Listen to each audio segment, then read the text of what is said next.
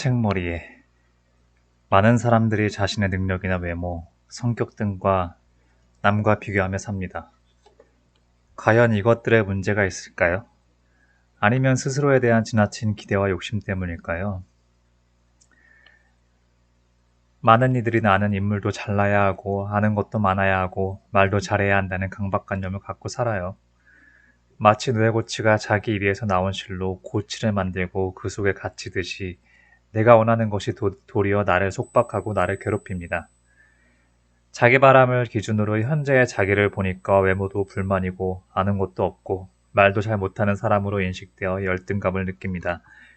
이럴 때 자기 바람에 맞추어 자기를 끌어올려야 할까요? 아니면 욕심을 버려야 할까요? 욕심을 버리면 나는 지금 이대로도 괜찮고 애쓰고 긴장한 일도 없어집니다. 사실을 사실대로 알면 괴로움이 없어지고 불만이 없어지고 저절로 감사하는 마음이 듭니다. 깨달음은 특별한 게 아니라 사실을 사실대로 알아차리는 거예요. 우리가 괴로운 건 무슨 죄가 많아서 사주팔자가 나빠서가 아니라 사실을 사실대로 알지 못하는 인식상의 오류 때문이에요. 사실을 사실대로 아는 것을 지혜라고 합니다. 실상을 알면 모든 괴로움은 사라져 버립니다. 관계 속에 존재하고 늘 조금씩 변화하고 있습니다. 이 책은 법륜 스님의 희망편지 가운데 높은 조예와 공감을 받은 이야기들을 묶었습니다. 책 속의 이야기처럼 우리들의 마음도 가을 하늘처럼 맑고 밝아 행복하게 살아가시기를 바랍니다. 2019년 10월 20일 법륜.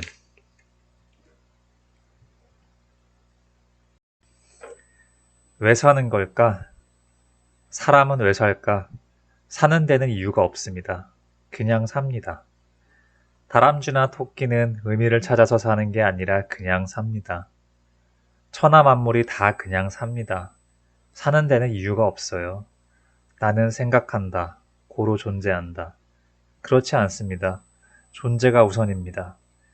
생각하기 전에 이미 존재하고 있고 이미 살고 있다는 말이에요.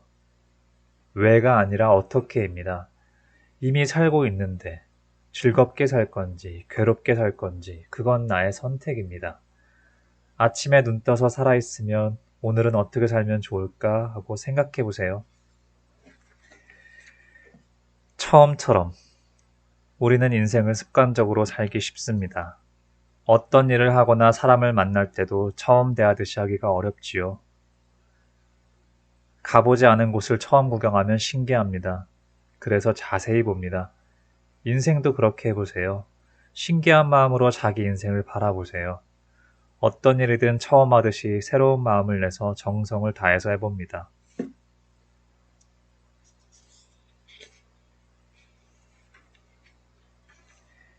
열정 없이 살아라. 사는 게 우울하고 꿈이나 열정이 없어요. 사는데 열정이 꼭 필요한가요? 열정은 약간 들뜬 상태입니다. 삶은 그냥 사라지는 거예요. 아무것도 하지 말라는 게 아니라 내게 필요한 일은 하되 돈을 많이 벌어야겠다, 인기를 끌어야겠다고 욕심내지 말라는 겁니다.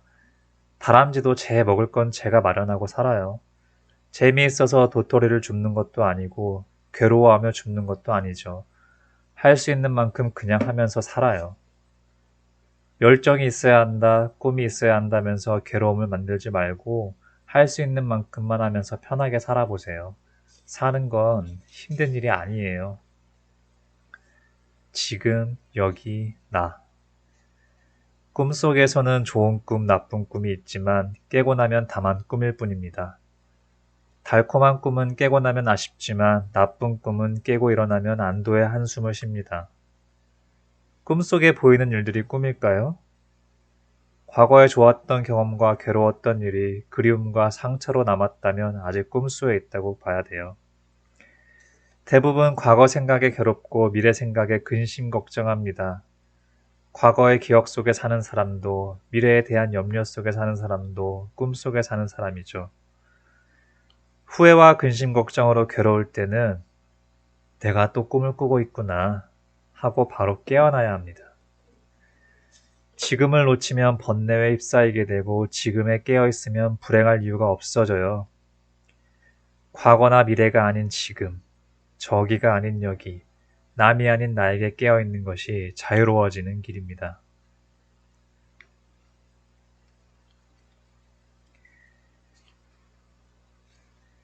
기대하는 마음 없이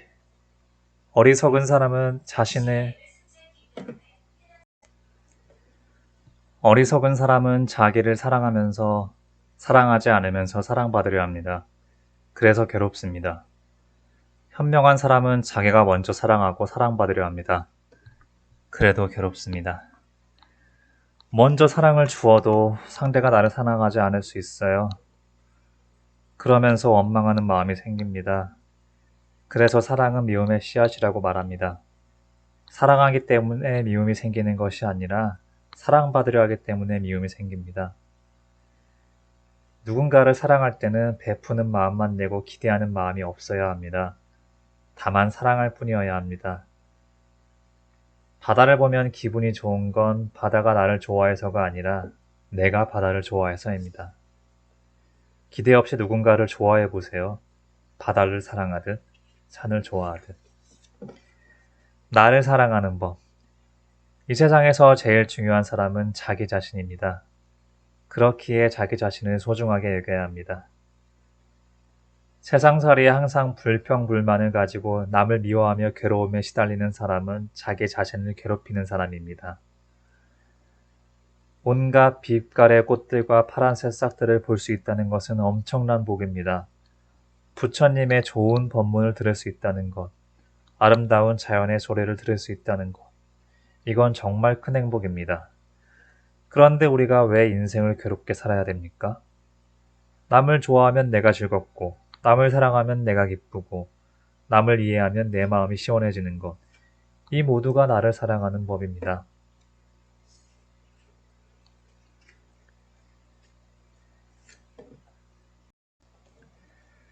스스로에게 물어라. 나는 누구인가? 지금 무엇을 하고 있는가? 어디로 가고 있는지를 봐야 해요. 이걸 보지 못하니 인생이 괴로운 거예요. 그 사람 없으면 못 산다고 좋아하다가 그 사람 때문에 못 살겠다고 헤어지고 그래도 그 사람이 더 나았다며 후회해요. 들어가고 싶은 직장에 재수까지 해서 들어가 놓고 그 직장 때문에 못 살겠다며 사표 쓰고 나와요. 가진 방법을 동원해 애를 낳아 놓고는 그 애 때문에 못 살겠다고 죽는 소리를 해요. 괴로움의 원인은 자기가 누군지 어디로 가는지 지금 뭐 하는지도 모르고 살기 때문입니다. 그러니 가끔은 멈추고 너 누구니? 어디로 가니? 지금 뭐 하고 있니? 스스로에게 물어보세요. 회피하는 것과 놓아버리는 것. 놓아버리는 것과 회피하는 것의 차이는 놓아버리는 것은 재발하지 않고 회피한 것은 재발한다는 겁니다. 애인과 헤어져서 속상한 마음에 잊어버리려고 저녁에 술 먹고 잠이 들었는데 아침에 일어나 똑같은 괴로움이 반복되면 이것은 회피입니다. 그러나 그동안 나와 함께 해줘 고마웠어. 잘 가라. 하고 미련을 놓고 작별을 구하면 그걸로 끝이 납니다. 부모님과 관계가 좋지 않아서 부모님의 전화를 피한다면 그 갈등과 괴로움은 계속 재발합니다. 부모님에 대한 거부 반응을 놓아버리면 전화가 오면 받고 오지 않으면 안 받으면 되지 그게 부담이 되지는 않습니다. 어떠한 문제에 직면하면 회피하기보다는 정면으로 맞닥뜨려 해결하고 놓아버리는 것이 좋습니다. 원인과 결과의 시차. 무언가를 잘못했을 때 그 자리에서 바로 손해가 나면 누구도 잘못을 저지르지 않을 겁니다. 또 좋은 일을 했을 때 바로 공덕이 드러나면 누구라도 좋은 일을 할 겁니다. 잘못을 해도 좋은 일을 해도 결과가 금방 드러나지 않으니까 잘못을 저질러도 괜찮은 것 같고 좋은 일은 해도 표가 안 나니까 하기가 싫어집니다. 그런데 조금만 길게 보면 잘못한 과보는 피할 수 없고 좋은 일을 하면 언젠간 그 공덕은 드러나게 마련입니다. 내가 원할 때 원하는 모습으로 안 나타날 뿐입니다. 좋은 인연은 지은 것은 모두 저축돼 있고 나쁜 인연을 지은 것은 모두 빚으로 남아 있습니다. 그러니 결과가 바로 드러나지 않는다고 실망하거나 좋아하지 말아야 합니다. 지은 인연의 과보는 피할 수가 없다. 깊은 바닷속, 깊은 산 속에 숨는다 하더라도. 화가 나는 이유. 화가 나는 이유를 살펴보면 내가 옳다는 마음이 깊이 있기 때문입니다. 잘난 내가 보기에 다른 사람이 마음에 안 들어서 화가 나는 것이지요.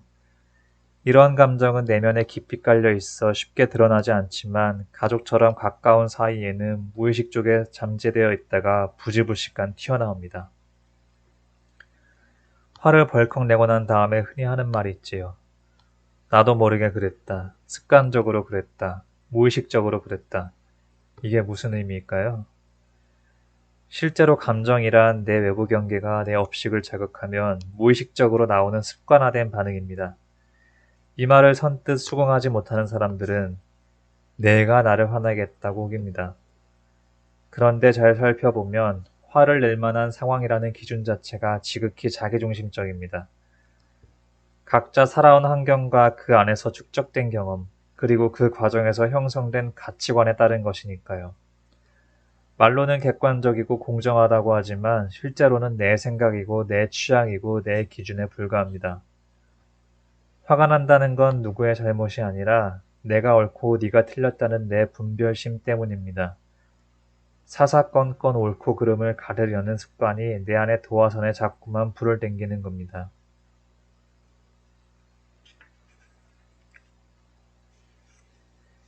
인정하면 자유로워진다. 지금보다 자유롭고 기쁘게 살려면 어떻게 살아야 할까요? 잘못한 줄 알았으면 뉘우쳐야 합니다. 사람들은 대부분 자기가 잘못한 줄 모르고 알아도 자존심 때문에 뉘우치기 싫어합니다. 만약 어떤 잘못을 했다면 내가 잘못한 줄을 1년 뒤에 하는 게 좋습니까? 그날 바로 하는 게 좋습니까? 틀린 줄 알았으면 고쳐야 합니다. 틀리고도 틀린 줄 모르면 어리석은 사람이고 틀린 줄 알고도 못 고치면 큰 손실을 일으키는 바보입니다. 모르는 게 있으면 물어서 알면 됩니다. 우리는 대부분 모르면서 아는 체 합니다. 천국이 어떻고 지옥이 어떻고 말은 하지만 그것이 얼마나 진실에 가까울까요?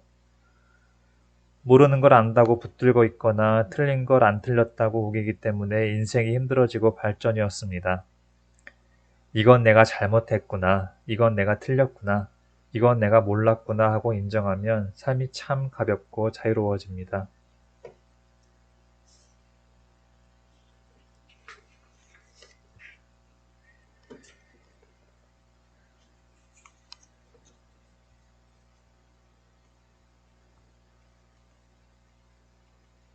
어디를 향해 달리나요? 어느 날 나무 아래서 낮잠을 자던 토끼는 꽝 하는 소리에 화들짝 놀라 도망을 쳤습니다. 이 모습을 본 노루가 이유를 묻자 하늘이 무너지고 땅이 꺼지고 있다고 토끼가 대답했습니다.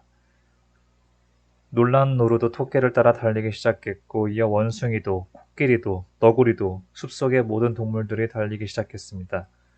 숲속 끝에 천길 낭떠러지가 있는 줄도 모르고 말이죠. 숲속의 왕 사자가 이들을 멈추게 하고 왜 달리는지 이유를 물었습니다. 그런데 아무도 아는 자가 없었습니다. 하나하나 확인하니 출발은 토끼였습니다. 사정을 알게 된 사자는 동물들을 데리고 토끼가 낮잠을 자던 장소로 가보았습니다. 그런데 이게 웬일입니까?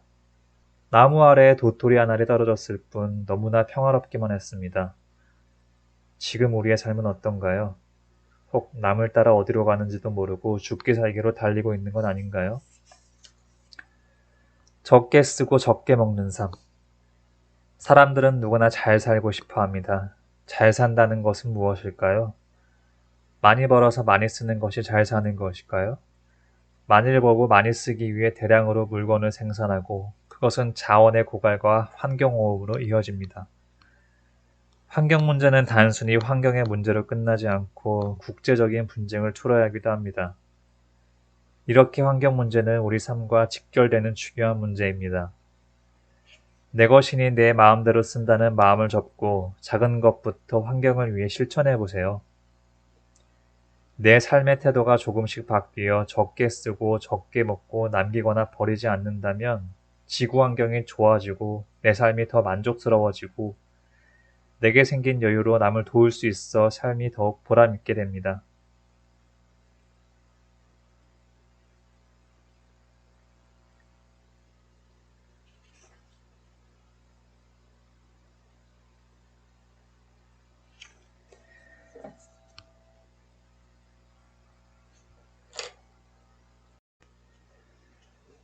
후회는 자기 학대다. 지나간 잘못을 후회하며 자책하는 것은 어리석은 거예요. 후회는 실수를 저지른 자기를 미워하는 마음으로 자기에 대한 또 다른 학대입니다. 남을 용서하지 못하는 게 미움이라면 자기를 용서하지 못하는 게 후회입니다. 후회는 반성이 아니에요. 나처럼 잘난 인간이 이렇게 어떻게 바보처럼 그때 그걸 못했을까? 이게 후회예요. 이제라도 그때 그런 수준이 나라는 걸 인정하고 받아들이면 됩니다. 넘어지면 넘어진 채 울고만 있을 게 아니라 벌떡 다시 일어나면 됩니다. 사람이란 별것 아니에요. 실수도 하고 잘못할 수도 있어요. 이런 날을 나무라는 대신 잘못했구나, 다음엔 같은 실수하지 말아야지 하고 가볍게 끝내고 후회나 자책 대신 앞으로 나아가야 합니다.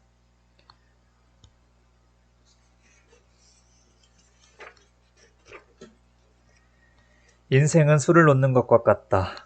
인생은 술을 놓는 것과 같습니다. 하루하루 순간순간 겪는 것이 그대로 인생입니다. 꽃을 놓든 잎을 놓든 배경을 만들든 술을 놓는 사람에게는 다만 한 땀 한 땀일 뿐입니다. 어떤 일을 겪든 순간순간이 다 소중한 나의 인생입니다. 어느 순간도 버릴 것이 없습니다. 아무리 똑같은 일이 반복되는 것 같아도 인생에 반복은 없습니다. 꽃을 여러 개 수놓는다고 해서 똑같은 꽃이 아닌 것과 같습니다. 오늘만 새롭게 출발하는 것이 아니라 나날이 새로운 출발입니다.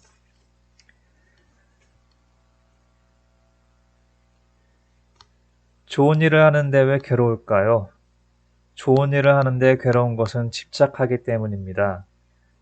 좋은 일이라는 명분을 내걸고 남에게 강요하고 따라주지 않으면 미워하기 때문에 괴로움이 생깁니다.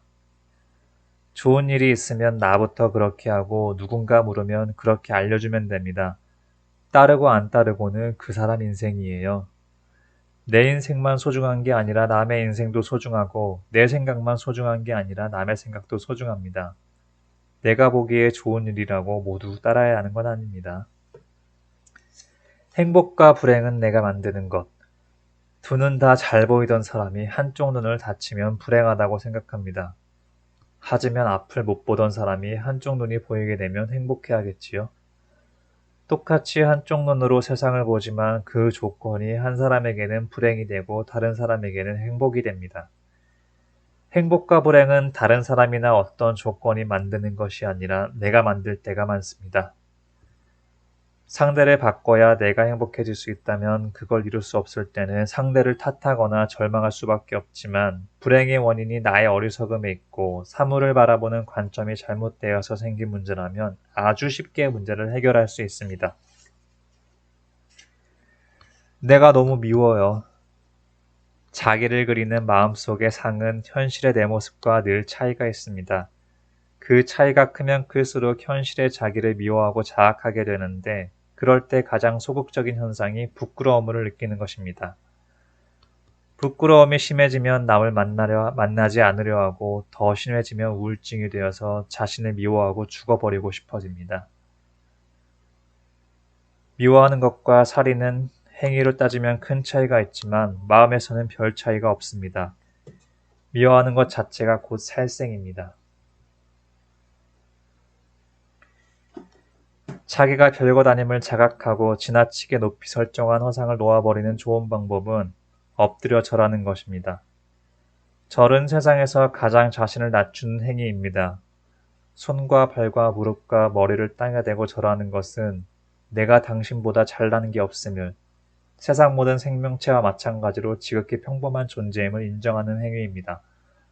엎드려 절하다 보면 자신이 길가에 핀 들풀처럼 특별할 것 없는 존재임을 알게 되어 편안해집니다.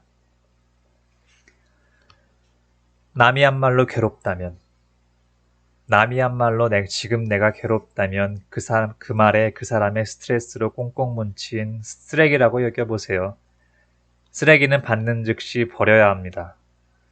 그런데 여러분은 지금 엄마가 버린 쓰레기 봉지, 아빠가 버린 쓰레기 봉지, 상사가 버린 쓰레기 봉지, 선생님이 버린 쓰레기 봉지를 끌어안고 삽니다. 세상을 살다 보면 사람들이 나에게 쓰레기 봉지를 던져줄 때도 있어요. 받자마자 그냥 버리면 될 텐데 그걸 다 끌어안고 다니면서 아빠는 이런 쓰레기를 주었고 엄마는 이런 쓰레기를 주었고 선생님은 이런 걸 주었잖아. 라며 남 탓하는 게 우리 인생이에요. 남이 나에게 준 쓰레기 봉지를 안고 다니지 마세요. 남이 준 걸 받아 지나고 괴로워하면 내 인생이 그 사람의 쓰레기통밖에 되지 않아요. 방관자와 참여자. 우리 주변에 보면 정치든 종교든 자기만 옳다고 외치는 극단적인 사람들이 있는데 정치는 종종 그런 극단적인 소수에 의해 좌우됩니다. 왜 그럴까요? 그들은 행동하기 때문입니다. 시위하고 고함을 지르니까 눈살을 찌푸리면서도 쏠림 영상이 생깁니다. 반대로 신사적이고 합리적인 사람들은 인격적으로는 참 좋은데 사회 변화에는 큰 기여를 하지 못합니다. 내 옷에 흙탕물이 튈까봐 행동하지 않기 때문입니다. 극단적인 사람들은 돈을 내서 얼토당토 않는 광고를 하고 시간 내서 시위에 나오니까 소수라도 여론을 주도합니다. 그것을 비난할 것이 아니라 중도적인 사람들도 평화적으로 행동을 해야 합니다. 그래야 세상이 좋은 쪽으로 바뀔 수 있어요. 더럽다고 피하지 말고 악쓴다고 같이 악쓰지도 말고 방관자에서 참여자로 삶의 태도를 바꿀 때 좀 더 나은 세상으로 나아갈 수 있습니다. 운명을 바꾸는 법. 운명이 전생에 이미 정해져 있다면 우리는 그 운명을 바꿀 수가 없습니다. 그런데 전생도 내생도 바로 지금에서 시작한다는 것을 알면 삶이 달라집니다. 상대가 나에게 욕을 할 때 덩달아 욕하면 전생도 원수지간이요, 현생도 원수지간이요, 내생도 원수지간이 되는데 상대가 나에게 욕을 할 때 한 번 빙긋이 웃으면 전생도 현생도 내생도 좋은 인연이 됩니다. 한 번 깨달으면 삼생의 업이 녹는다고 합니다. 지금 우리는 그 한 번을 빙긋이 웃을 수 없기 때문에 부부지간에도 부자지간에도 내가 저 인간하고 전생에 무슨 원수를 졌나 합니다. 이 모든 일이 바로 지금 여기에서 일어난다는 것을 알면 해결의 길이 보입니다. 깨달음은 운명대로 사는 게 아니라 운명을 바꾸는 겁니다. 생각 한 번 돌이키면 우리가 인생에서 겪는 사건들은 어떻게 생각하느냐에 따라 힘겹기도 하고 별일 아니기도 합니다. 옛날 어떤 할머니에게 두 딸이 있었는데 큰 딸은 집신장수한테 시집을 보내고 작은 딸은 우산장수한테 시집을 보냈습니다. 두 딸을 시집 보낸 할머니는 비 오는 날은 집신장수에게 시집 보낸 딸을 걱정하고 날이 맑으면 우산장수에게 시집 보낸 딸을 걱정했습니다. 그러니 매일 걱정만 하며 살았습니다.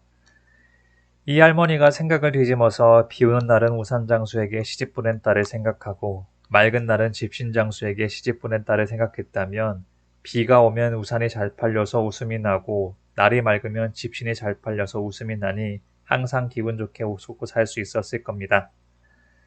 자기 인생을 부정적으로 생각하면서 울면서 살지 긍정적으로 생각하며 웃으며 살지는 본인만이 결정할 수 있습니다. 생각 한번 돌이키면 항상 웃으며 인생을 살아갈 수 있습니다. 오르막 내리막. 인생 전체를 놓고 보면 실패했을 때나 성공했을 때나 똑같은 내 인생입니다. 내리막길이나 오르막길이나 똑같은 산길입니다. 인생은 과정이 중요하지 결과가 중요하지 않아요. 산꼭대기에 올라가는 게 중요하면 케이블카 타고 올라가면 되지만 등산은 산을 오르는 과정이라 걸어서 올라가야 합니다. 등산하다 다친 사람이 있으면 없고 중간에 내려올 수도 있습니다. 꼭대기에 못 올라갔다고 해서 등산을 안 한 것은 아니지요. 성공과 실패에 관계없이 하루하루가 모여서 우리 인생이 됩니다. 마음이 허전할 때, 공허하고 허전한 마음이 들 때 자기 마음을 한번 잘 들여다보세요. 그 허전함을 무언가로 채우려 하는 마음이 모일 것입니다. 사는 건 특별한 일이 아닙니다. 평범한 일상 속에서 상대를 이해하고 어려운 일에 처했을 때 서로 돕고 위로하는 것이 인생입니다. 마음이 허전할 때는 내가 뭔가 바라는 마음으로 헤매고 있음을 알고 그 바라는 마음을 놓아버리면 허전함이 흔적도 없이 사라질 겁니다. 습관에 끌려가지 않는 삶. 감정을 억누르면 스트레스를 받고 터뜨리면 후회가 따릅니다. 참으면 괴롭고 터뜨리면 속은 시원한데 과보를 받아요. 이게 우리들의 삶이에요. 고락을 윤회하는 업식의 노래입니다.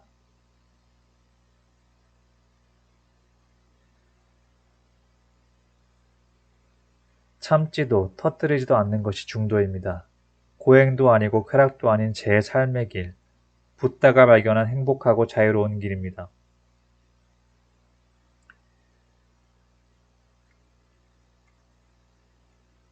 무의식적인 감정의 습관에서 자유로워지는 것, 그것이 해탈입니다. 더는 고뇌가 생기지 않는 것, 그것이 열반입니다. 사물을 보는 관점을 바꾸고 탁 알아차려서 습관에 끌어가지 않는 삶, 행복해지는 연습, 그것이 수행입니다.